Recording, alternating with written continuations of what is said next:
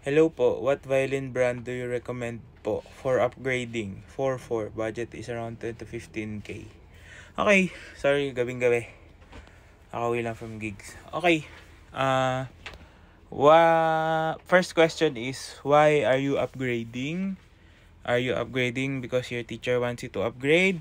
Or are you upgrading kasi napapangitan ka sa sound ng previous violin mo? Or upgrading ka na because you know that your violin right now is lacking. Okay? So, alamin mo na yung reason for your upgrade. Is it a good time to upgrade? Kung ano, or trip-trip lang yung upgrade. Okay? Kasi kami, if you are really having lessons, we don't recommend upgrading just for the sake of it. Kasi, paano ba? Kasi may progression din yan eh. So, kung self-study, I don't think masisiyahan ka pag nag-upgrade ka coming from a cheap violin pero walang nagtuturo. Pero kung may nagtuturo sa'yo, ask your teacher kung ano yung best option for you. Pero if I would recommend 10 to 15K range, kung aesthetics yung habol mo, not really with the best sound quality, okay sa Violin Village, no? Tumingin. Kasi aesthetically pleasing talaga yung mga instruments nila. Ganda ng mga carvings. Ganda na itsura. Kaso, ang comment ko lang doon, medyo mabigat siya at the price point na 10 to 15K. Kung sound quality, I would look for something na mas magaan na instrument, no? Kasi, meaning, the wood is light. Meaning, wala na masyadong tubig. Mas maganda yung sound. Parang may ganun. Okay, sa violin, string department, alam ko okay din. Meron sila dito sa price range na to. Pero I think, 7.5, meron na sila.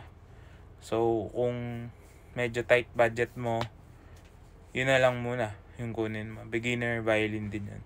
Pero I think it's made of real wood, no? Hindi, compressed sawdust.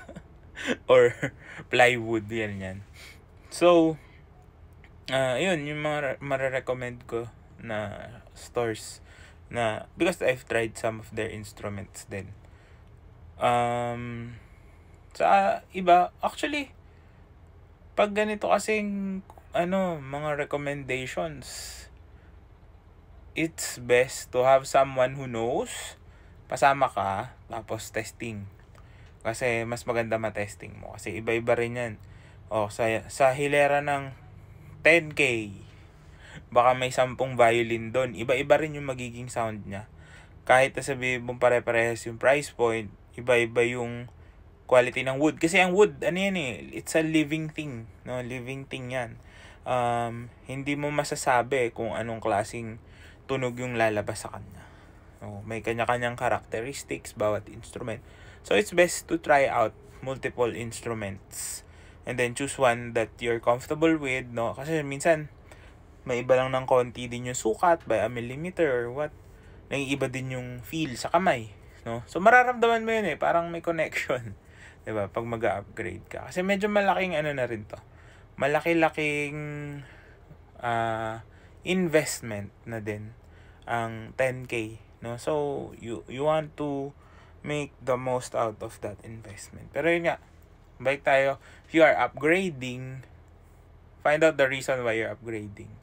Baka kasi mamaya nag-upgrade ka lang, looking forward for a better quality or better sounding instrument, pero hindi ka naman nagle-lesson or hindi ka naman nagpa-practice para gumanda yung sound quality mo. So, hindi rin ganun magiging effective yung upgrade.